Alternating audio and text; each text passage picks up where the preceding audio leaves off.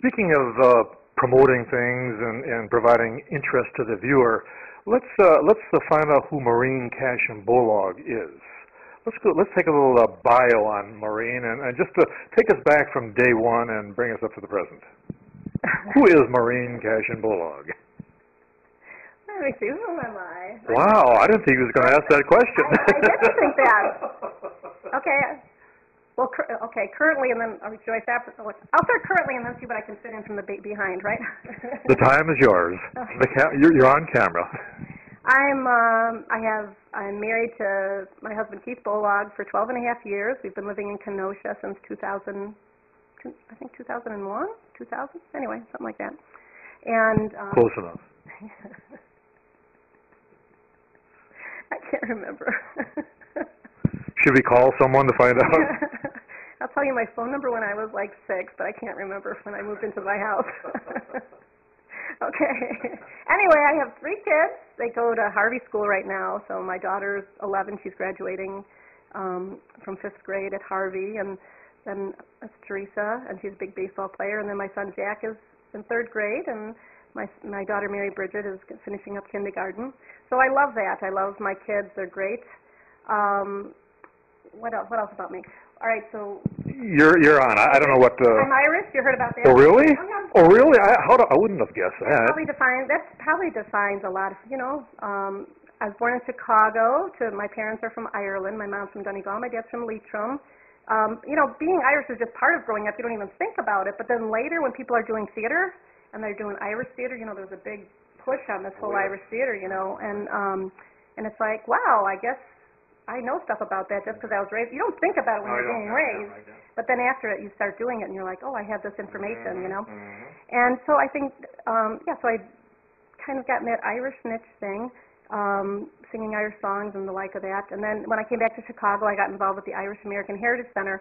And when I was involved with there, I actually did a promotional video for them, and it was exciting. It aired like on this, 25-foot screen at the Conrad Hilton downtown, and 15 seconds into it, there's like applause. It was very exciting. And somebody said to me, "Oh, well, you need to get more young people involved here at the Heritage Center." And I said, "Oh no, Rice had this idea for a school on Saturday." So anyway, the bottom line is, by accident, I started the first ongoing ethnic school, like Saturday morning ethnic school for Irish children, like in the country. And this was in Chicago? That was in Chicago, yeah. And that was like by accident. And I didn't actually know how to do it. But I put it together like I was doing a play or doing a video. It's like it came natural to you. You get the cast of characters, and I'm like, I don't know about children's education, so I got these teachers that would work, would be working in the classroom, and then we brought these people that were maybe they had taught for like adults or they were tradespeople that did it, and we worked with them to make this information work for the children. It was really exciting. It was really a beautiful program. I love doing it. So I did that for like 4 years, and then it was we were living here in Kenosha. Right. It was kind of a commute, so I stopped doing that. But I think doing that gave me the courage to open up my own studio. I mentioned to you earlier that. In 1987, I read this great book. You should read it if you're questioning life here. What Color is Your Parachute? And this book... Well, we don't worry about what color. We hope that opens up when we jump out. Well, the book tells you to ask this question, who has the job you want? And I thought at the time, I'm like, my acting coach has the job I want. And then the book says, go to the person who has the job you want and ask them, what do you have to do in order to do what they're doing? So I asked my acting coach, and he said, get a graduate degree from a reputable university, and Northwestern was one of them, and my family was in Chicago, and I'd been living in California for about 8 or 9 years or something at the time. And I thought, you know what, I can go back to Chicago, I can be with my family, I can still be pursuing, my goal now, and that's kind of what brought me back. But so just kind of building on that, and God takes us through life. He gives us all these twists and turns, and then He brings us to some place. And I tell you, you know what? I love teaching acting in Wisconsin. I love living in Kenosha. We got this beautiful lakefront that reminds me of Oxnard, California. It's... Hear that, folks? What a beautiful lakefront, Oxnard, California. Wow, this is amazing, isn't it? Yeah, I just love it. I love being here. It's an easy commute. It's clean. I love living in Kenosha. So anyway, I'm happy to be doing what I'm doing. Oh, did I talk about Film Incentives? I don't believe you did. Oh, okay. Wow. Talking about all the pieces coming together. January 2008, Wisconsin, starting January 2008, just a few months ago, Wisconsin now has some of the most film-friendly tax legislation in the country.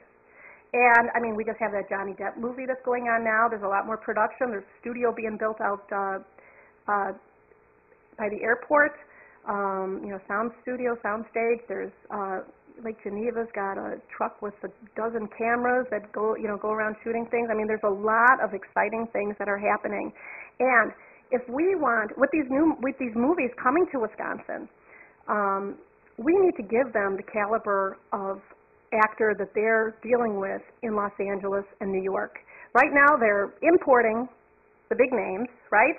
And we're getting the smaller roles are being cast here. But we need to show them when they come here that they can cast the lead roles in Wisconsin, and we have to do that by delivering. And you know what? People think I'm going to feel my way through things, but it's an acting business, and if we want to be in the business, if we want to be making money in the business, we've got to operate and address the work as business. So this has been fascinating. I hope the viewing audience appreciates what just transpired here over this last half hour. I mean, I'm impressed. I just can't wait to go out and shout for joy, so to speak, and just jump for joy, I guess that's what it is. Sure. But come on down. I think Actors Craft would be, if you're interested in acting, why don't you come on down and try it out. Give Maureen a jingle, so to speak, either call or use the website. And, well, once again, this has been a real pleasure, and we thank you for taking time out of your busy acting schedule here, a training schedule, to share with us some of the intricate details of acting.